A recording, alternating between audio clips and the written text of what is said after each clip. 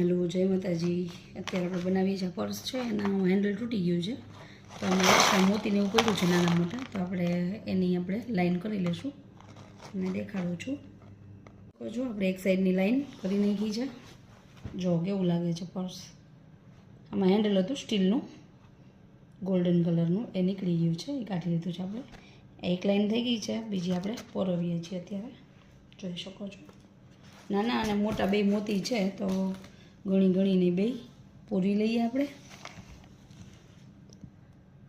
પછી બે હજી આમાં નાના આવશે અને પછી પાછું મોટું આવશે। કોક છે ને સોયની અંદર ગરતા નથી, એટલે કાં ફેરવવા પડે છે ને કાં બીજા લેવા પડે છે મોતી। જોઈ લઈએ, જશે તો ઠીક, ન કહું ચા એક્સ્ટ્રા બીજા લઈ લઈએ। અહીં જોઈ લઉં, કાંઈ નથી જતું। જો આમાં છે તે મોતી જોઈ શકો છો। આ છે મોટો હાર પડ્યો હતો જૂનો, તૂટી ગયો હતો, તો એમાંથી મોતી આમાં કામ આવી જાય,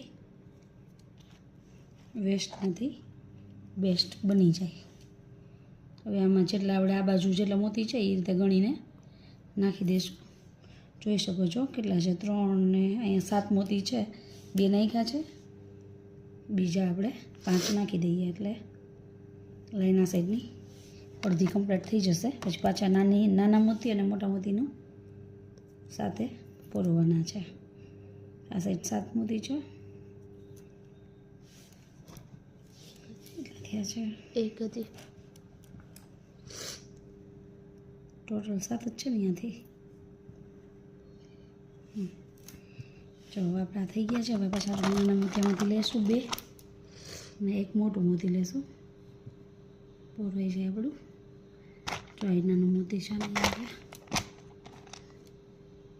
એટલે આપણે મોતી પણ યુઝ થઈ ગયા, અને આ રીતે એક અલગથી આમાંથી આ દોરી બની ગઈ મોતીવાળી હારમાંથી।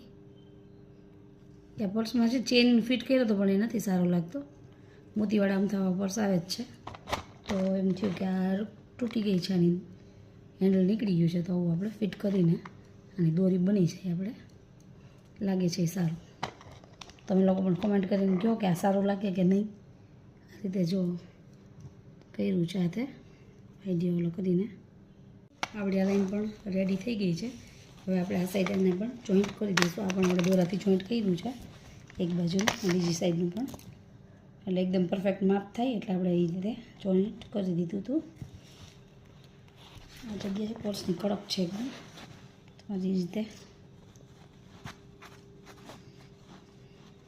એમ હેન્ડલમાં વજન